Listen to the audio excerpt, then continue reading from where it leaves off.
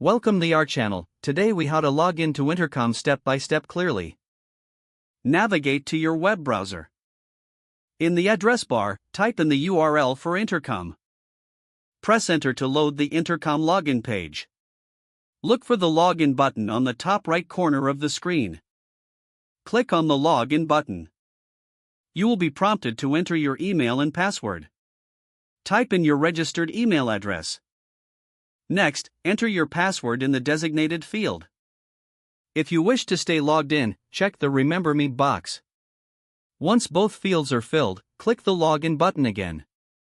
If you have entered the correct credentials, you will be directed to your Intercom dashboard.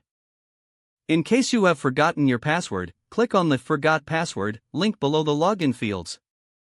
Follow the instructions provided to reset your password. After resetting your password, return to the login page. Enter your email and new password. Click the Login button once more. You are now successfully logged into Intercom.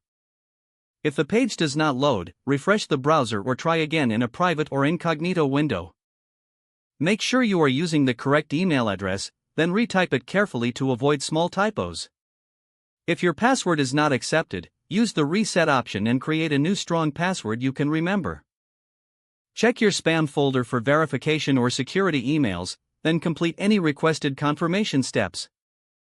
Enable two-factor authentication if available to improve account security and reduce unauthorized access risk. After signing in, review your profile details so your contact information and settings are accurate and current. If you see an error message, note it down and try again after restarting your device and internet connection. Log out when you finish, especially on shared devices, to keep your account and payment information secure. If the page does not load, refresh the browser or try again in a private or incognito window. Make sure you are using the correct email address, then retype it carefully to avoid small typos.